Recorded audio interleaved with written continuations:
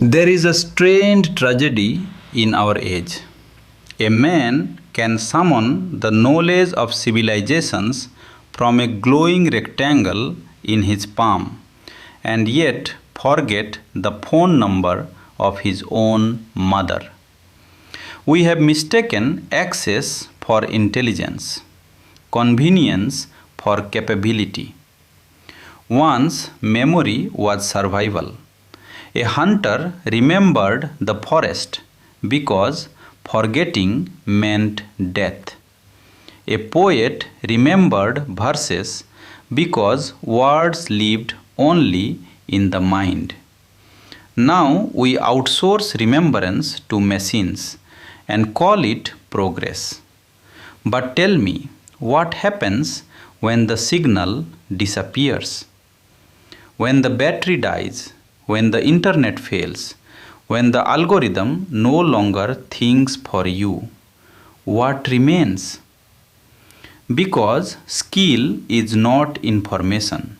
Skill is what your nervous system becomes after repetition. Every time you practice something difficult, the brain changes itself. Tiny synapses fire together again and again until thought becomes instinct. This is not poetry, this is biology. The pianist no longer searches for the key. The fighter no longer searches for balance.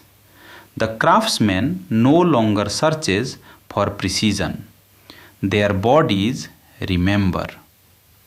And memory is not merely storage. Memory is identity. The things you struggle to learn carve pathways into your mind, and those pathways become the architecture of who you are. That is why convenience can become dangerous. A machine that thinks for you too often slowly convinces you not to think at all. A world addicted to instant answers begins to lose the ability to ask meaningful questions. Learn something difficult, not because the world demands it, but because your mind does.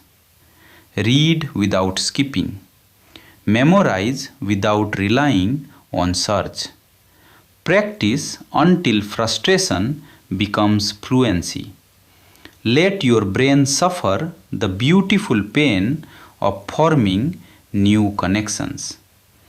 Because one day, perhaps sooner than we imagine, speed and automation will belong to everyone. But depth, discipline, mastery, those will become rare. And in that moment, the only thing separating one man from another will be what he can carry within himself. So I ask you again, who are you without Wi-Fi?